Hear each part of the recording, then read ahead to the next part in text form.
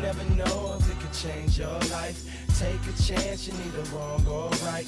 You never know if you don't roll them dice. You better roll them dice. You never know if it could change your life. Hello, everyone. Welcome back to Dungeon Master of None. This is Dungeon Master Rob, and I am here today to talk about something that I'm very excited about and I have been wanting to cover for a long time, and that is the Dark Souls tabletop role-playing game. Not the 5e adaptation, which I'll talk about a little bit later, but the Japanese TTRPG, the one published by Kadokawa in 2017. And if you're wondering why you haven't heard of this, it's because it's only available in Japan, and there has not been any word or any attempt to translate it officially into English. However, I did manage to find a fan translation of it, and major shout out to Matara at Gahostan on Twitter. I'll include a link to this creator's itch page and some more details in the show notes. If you are interested in this or enjoyed this episode, please throw them a few bucks or follow them, give them a shout out, because this was incredibly useful to me. Obviously, I would never have a chance to read this without somebody's hard unpaid labor. So I'm eternally grateful for their work here. So, like I said, this came out a while ago in 2017. It is based largely on Dark Souls 3, in that players are Ashen Ones, and there are specific references to enemies and locations from that game, but it is a general purpose Dark Souls tabletop role-playing game. So let me talk a little bit about what that means and why you might be interested. Obviously, if you are a fan of the Souls games, this is going to be more interesting and relevant to you, but I actually think there's a lot to be learned from this particular RPG, and I really enjoyed reading it, and I thought it was really interesting in a lot of unexpected ways. So even if it's not something that you're very excited about or something that you're a fan of, I think that there's potential here for you as a GM and as a player. So let me talk briefly about like what makes the Souls games, Dark Souls, Demon Souls, Elden Ring, Bloodborne, FromSoft games. These are games all published by From Software. What makes them interesting? And if you're not familiar, they have a reputation for, more than anything else, being brutal, being hard, being difficult. And this is true, but I think it sort of misunderstands the games. They are challenging in a way that a lot of RPGs are not, in that if you are careless or you go into the wrong place or you aren't paying attention, you can get walloped by any number of enemies.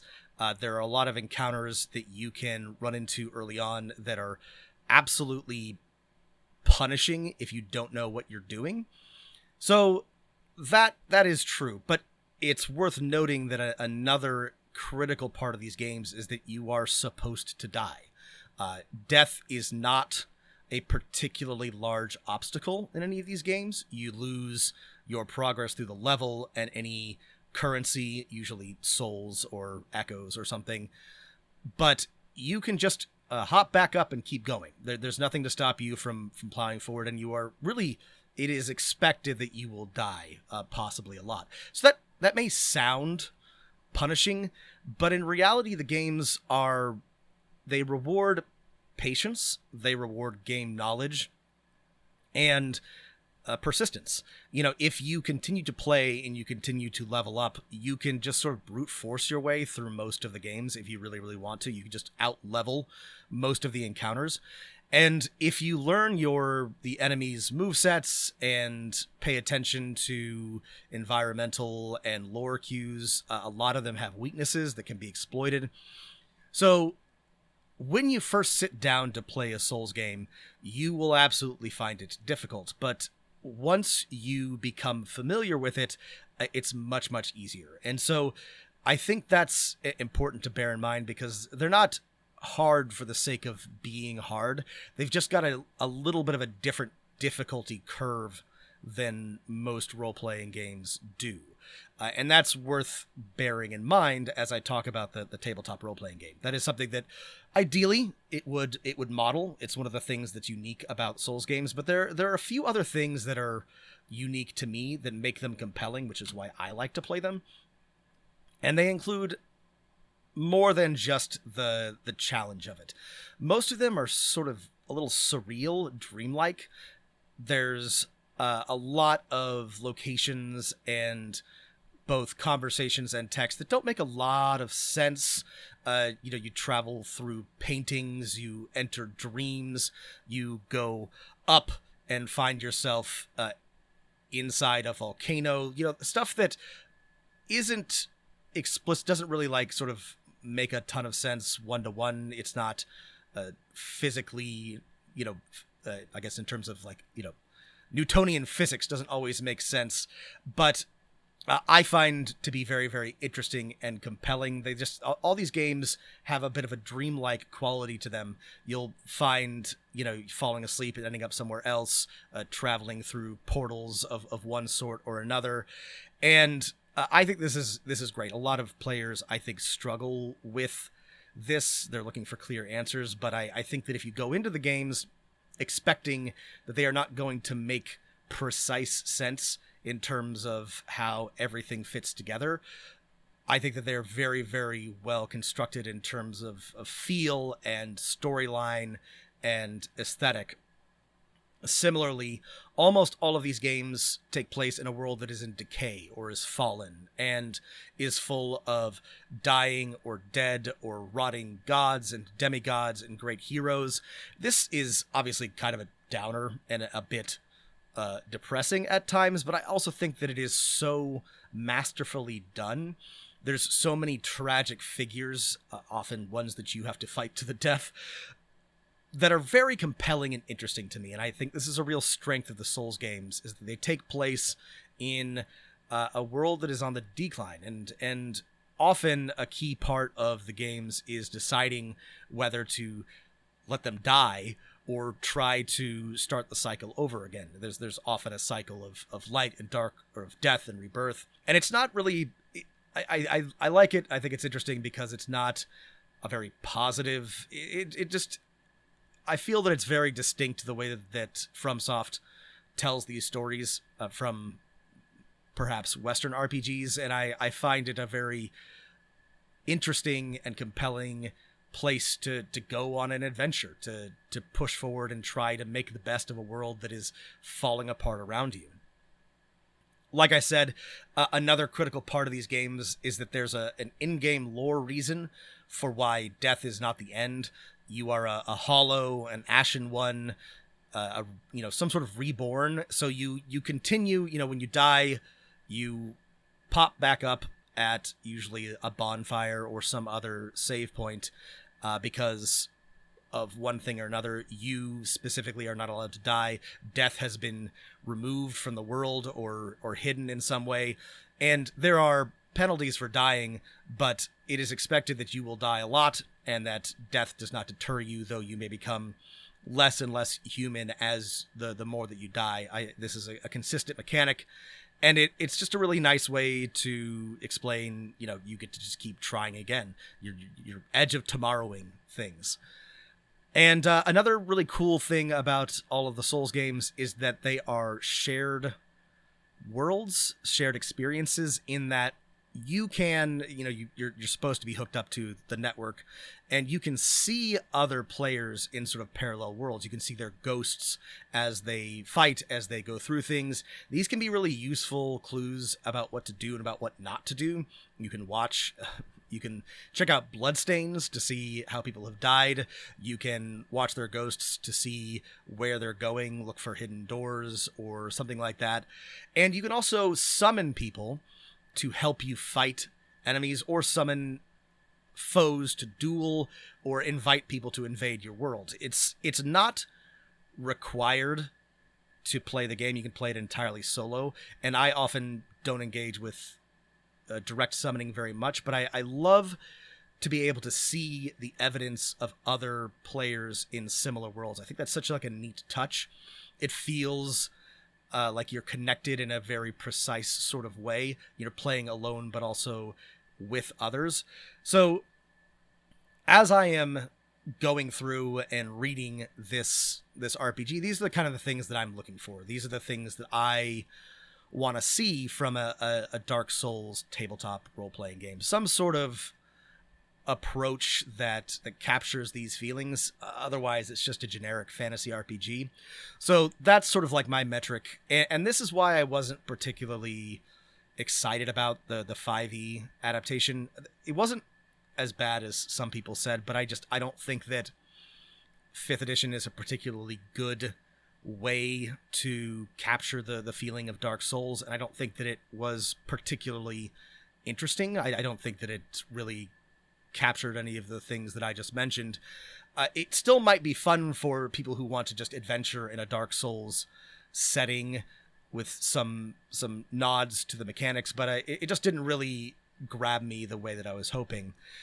So this, on the other hand, is much more distinct. It is not a copy. It's not powered by the apocalypse. It's not a 5e hack or anything like that. It's its own unique system, and that, as always, comes with upsides and downsides. So a little bit about how this works. It is a d6 system, so everything involves rolling d6s, and there's a really cool way that they sort of do the notation for this and how rolls work.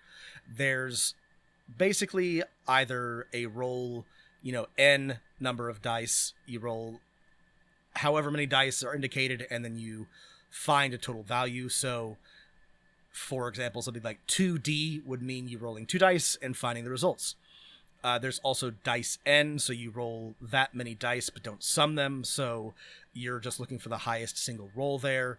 And then sometimes you'll see a number of dice inside brackets, which just tells you that a die equal to or greater than that value is required. So there's basically, there's a few different types of rolls, and this, as you'll see as I talk a little bit more about how it works, I think works really, really well. I think it means that you're always rolling, you know exactly what you're rolling, and it's very easy to tell what you're looking for. You're either looking for a number on the dice, you're looking to add them up to equal something, or you're looking for something higher than what higher than a certain number. And that makes it really easy at a glance to decide whether or not you succeeded or failed. And I think it keeps the combat, the action moving very, very briskly.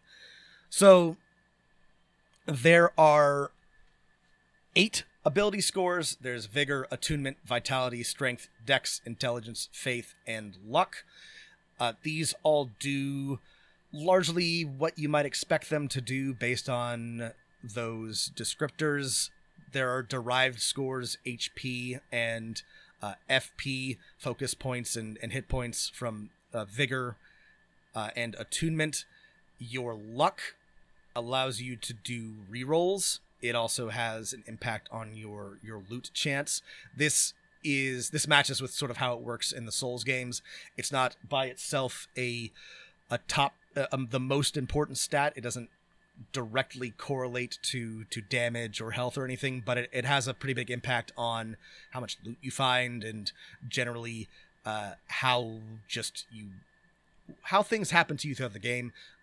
Often an advanced player will invest heavily in luck once they know how to get around the potential downsides of it. So I thought this was pretty interesting. You also start with a certain number of Estus flasks, and these are basically golden potions that you chug. In the Souls games, these are your main source of healing, and they work the same way in the TTRPG. You have 4 to begin with, and you can allocate them between regular Estus and Ashen Estus to restore HP and FP respectively.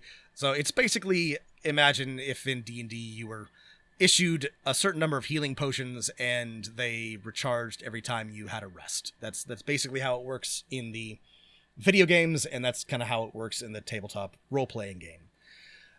You also, as part of your character creation, receive a certain number of random memories. based on your class and your background and a few other things. These are neat little touches about, I had a friend who betrayed me. I remember my mother's smile, little stuff like this. But what's interesting is that when you die, you lose memories. And I think it's random where you lose and which ones you lose. And this is a really interesting way of representing the kind of decay that happens the more you die, the more you lose your humanity. There are ways to restore those lost memories, but it's a great way to model the surrealism, the dreamlike quality, the slow decay and loss that is core to the Souls games. I'll talk a little bit more about death once we get to the scenarios, but I liked that this was the mechanic. You also lose all of your souls, which are essentially, like I said, like a currency. They're used to level up and to buy things and to upgrade your equipment. You can get your souls back in the video games and also in the TTRPG. But in addition to the punishment of that death, you start to lose your memories and can slowly sort of forget who you are entirely. So there's also a lot that's kind of, I would say, surprisingly literal about the game. There's the tabletop game. There's bonfires, precisely as there are in the tabletop role-playing game, and you have to travel to them and unlock them to rest and to restore your Estus. And then this also includes Firelink Shrine, which is, in most of the games, a place, sort of a central hub, where you go to level up, to talk to NPCs, to upgrade your equipment, etc. It works exactly the same in the tabletop role-playing game. Any NPC you encounter during any of the scenarios will go there. Any time you need to return and upgrade equipment or shop for things, you have to return to Firelink Shrine, which you can do via a bonfire. There's nothing wrong with this. It feels kind of... The bonfires and Firelink exist in the video games, I think, because mechanically and within the fiction of the game, it makes sense. I don't know that you have to precisely model this in a tabletop role-playing game, but it feels like they thought they needed to. Again, I don't have a problem with it. It just feels kind of precisely weird and gamey. There's also, speaking of something that's kind of gamey, this is very weird to me. Again, according to the tabletop role-playing game, the way that they have set it up, you pick one player to be the host PC, and if you are playing with other people, those are white phantoms. So in the video games, you can, like I said, you can find another player's summon sign and bring them into your world, and they are white phantoms that can help you. And so, again, this feels extremely literal. I don't know why you would have to include this in the tabletop role-playing game, but there's just like no good reason to have one person be the host and up to 3 other people be white phantoms who disappear when the host dies. It all feels like they're just trying really hard to exactly model the video game experience. It doesn't seem like a big deal. It's also something that you could ignore, and frankly, I would. But yeah, it's weird. It's a little strange that they would go through this trouble. So, with all of that in mind, let's talk a little bit about how the battle system works, because I think this is really where the game kind of shines. I think it's really, really interesting the way that they have put together this combat system. There's a lot, I think, that's interesting in the game as a whole, but this, I think, is where they put most of the sort of design effort, and it shows. So battle works very much like it might sort of big picture as it does in Dungeons and Dragons. You go into battle mode, there are actions, there are initiative, which is based on your dex. But there's a couple of things that I think are really interesting. So you have 5 stamina dice, and these are used to both attack and defend. So when it's your action, when it's your turn, you decide how many you are going to use on attack and how many you're going to use on defend. And attacks are executed based on your weapon and your skills, and They usually depend on, again, on the specific damage and difficulty of either of those things. You know, something like trying to execute a backstab requires that you have doubles and you expend a certain amount of focus points, so you might not be able to do that every time, but you can always swing your sword or your dagger or throw a knife or something like that. You know, using items is just you expend a single dice. So I think the action economy here is really, really fascinating, right? Because, you know, just on sort of like a gut level, you want to make sure that you're leaving a couple of dice behind to either guard or dodge. These are the two basic forms of reaction, and your dodge ability is based on how much of a equipment load you have. So if you are wearing heavy armor, you're not going to take as much damage from a hit, but you're going to struggle to dodge attacks. If you're wearing light armor, you know, it's much, much easier to dodge, but you really don't want to take a hit. Your guard is based on the weapon and shield that you have, and these numbers are really, really interestingly balanced. So to dodge the light load, you need, it's 6 in brackets, right? So you're going to need to have a couple of different dice set aside to be able to consistently dodge. But if you do that, you're not going to be able to roll quite as many to attack. And if you pull off a really excellent attack, you may be able to put your opponent on the ground before they can even hit you. But if you whiff, if you don't roll well, then you're not going to have anything on hand, and you're just going to have to sort of tank the hit. And we'll get to this when I get to the scenarios. I tested this a little bit, and it works out really, really well. There are some things that I would change, and there's a lot of different weapons and spells and items, so I'm not entirely sure how balanced it is, but I've played a lot of different systems that try to model the back and forth of combat in interesting and dynamic ways, and there are not very many that are good at this, and I really liked this. I thought this was a lot of fun. I really enjoyed the decision making and the risk reward. This also models very well how the games work. You have stamina in the games. If you expend all of it swinging wildly, you might be able to take out an enemy fast, but if you go too hard and too much, you won't have anything left, like I said, for exactly as in this, for a dodge or a block, and you'll just get walloped. The games really reward patience and being careful and not getting greedy. And I think that this system does a really good job of presenting that exact same, I guess it's kind of a trap, right? Like you want to throw all of your dice or set aside all of your dice for attack and try to end the combat as quick as possible. But if you misjudge, you're going to find yourself just eating hits, because there's no, aside from the sort of defense of your armor, there's no, you know, your enemy's just going to hit.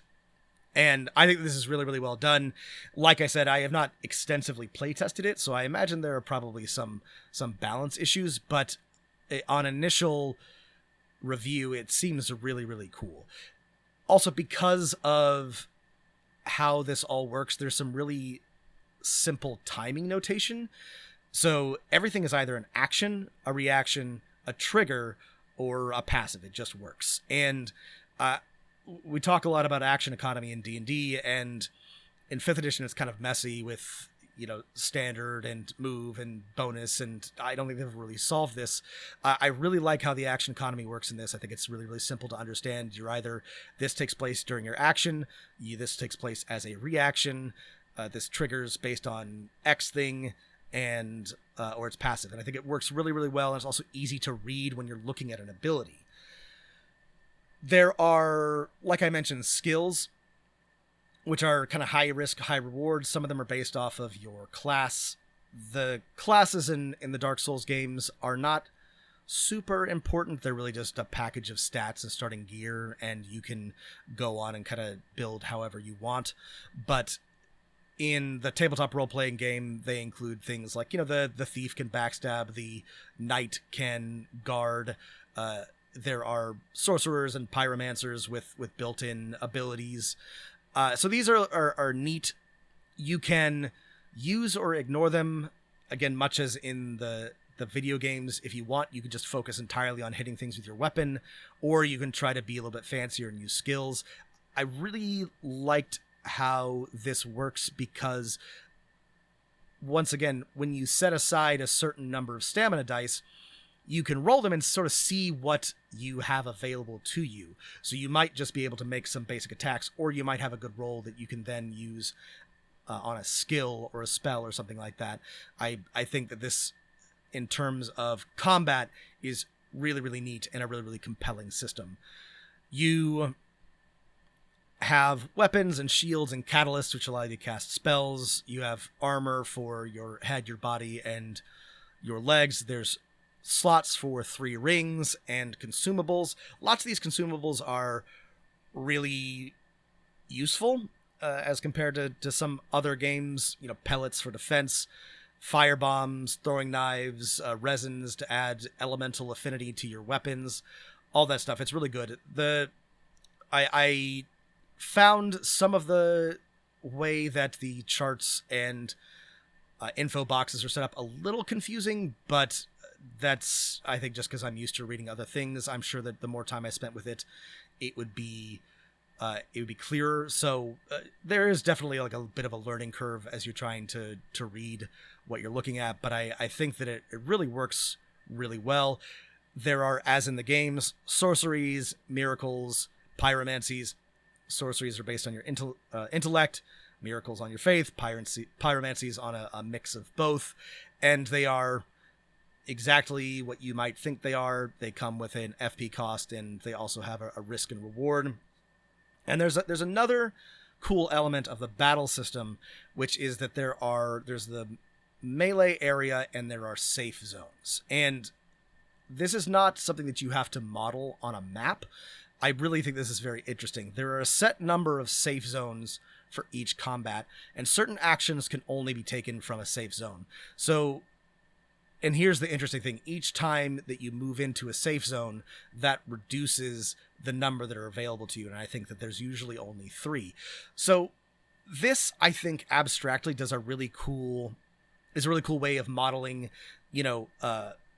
footwork and moving around and stepping away, and you can move back and cast a spell, or move back and use an item or attack from range, but only a limited number of times. Same for your enemies, and there are abilities that either make this more useful or less useful, or add safe zones or remove them. And rather than having a grid set up and flanking and precise ruler movements, I think this is a really, really cool way of modeling distance and the flow of battle. I really thought this was really cool. I think that it's a preferable in a lot of ways to miniature based combat. I thought this was really neat. So let's talk a little bit about the scenarios. And as of the time of recording, there was only one that had been translated, but it's enough to sort of like give you an idea of how it works. And basically, it's just a series of rooms, and the one that I read was just a linear path, and it was based on the beginning of the Dark Souls 3 game. And the way that it works is that there are basically 7 different rooms or locations, and you, as the player or players, advance through them. This was interesting. You can play this either solo or as a group. Again, this sort of feels like a nod to the games that isn't strictly necessary. In Dark Souls 3, you start out alone, and if you're going to start playing with other people, it probably won't happen until after you reach the first bonfire. But I don't know why that has to be the case for the TTRPG, but whatever. This is, again, very simple. There's a little encounter and a location description. You meet some people, you fight some enemies, you find some loot. I thought there's one bit that I thought was very funny. Each treasure chest has a chance to be a mimic based on sort of like a predetermined difficulty level. You roll, as the GM, a couple of d6s, and then if it's over a certain amount or under a certain amount, it's a mimic, which is pretty fucked, but also very funny. There's also a really cool system, or I thought it was a really cool system, called Malice, which kicks in when you have more than one player, and you sort of have dice and roll on a chart and build up malice, and it makes the scenario, the sort of the adventure, as they are called, more difficult. And when you reach a certain malice level, you get a dark spirit invasion. And this is another part of the Dark Souls games, which is always kind of fun and cool. You are, as you progress, invaded by humanoid or human enemies that appear in the world and try to kill you for no reason, just because they're there. And they all have unique names and abilities and loadouts, and these are always fun and interesting. Well, sometimes they're incredibly frustrating, but they're interesting and challenging encounters. And so I like that this models the dark spirit invasion, because this is also a key part of playing the Souls games. This is one thing that came up as I was reading the scenario, is that this is where they discuss annihilation or loss, or basically when all of your memories are lost and your PC becomes, they go hollow, they become fully mad, and you have to retire them. And I thought this was really punishing. I felt like it was way too easy to end up losing your PC. And what I kind of didn't love about that was that it's more punishing than the video game. Like, you can die as many times as you want in the Souls games, and it makes progressing harder if you're constantly losing souls and if you aren't, making any progress. But there's nothing to stop you from bashing your head against any particular encounter as many times as you want. And so I'm not sure I would use this. I don't think that getting to the point where a player has to lose their PC really, especially since based on the stats and the rules in the scenario, is really easy to do. I don't think that really makes sense, and I would approach this differently.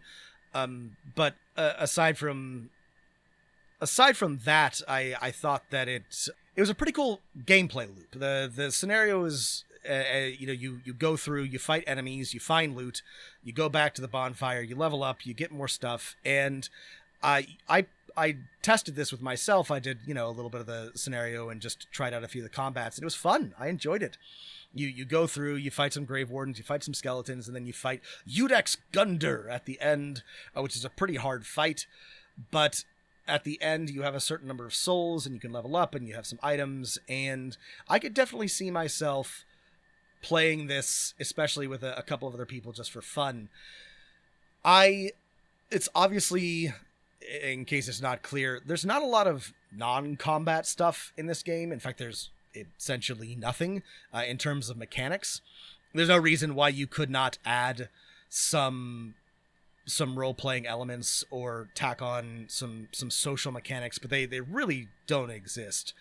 And in that way, it's a little bit more like a board game with a referee than it is like a true role-playing game, in my experience. That being said, I did think this was really interesting. I wasn't sure when I started reading it what I was going to think, and I was definitely a little put off by the White Phantom stuff and how literal it was about trying to translate the experience of the Souls games to a tabletop role-playing game.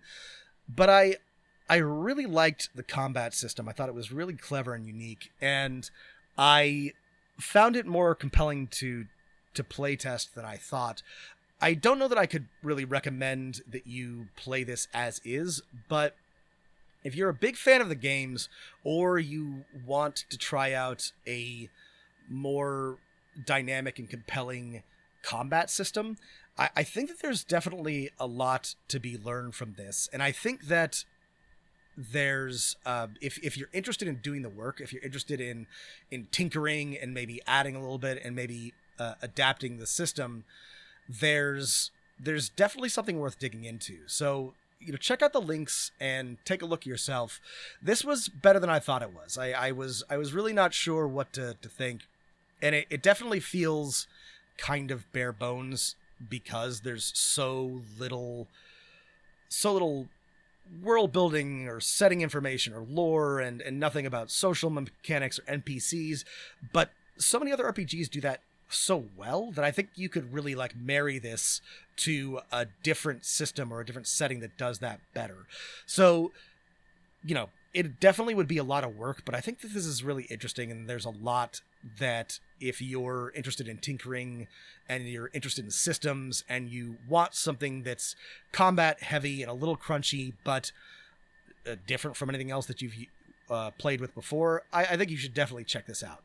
So yeah, that's the Kadokawa Dark Souls TTRPG. Thanks again to Matara for the translation. I hope you found this interesting. I really enjoyed reading this. If there's other indie or obscure RPGs that you want me or Matt to read, as always, please let us know at demonofnone@gmail.com. Add us on Twitter at demonofnone. Hit us up on our Patreon or our Discord. And yeah, thanks as always for listening, everybody, and keep rolling them dice.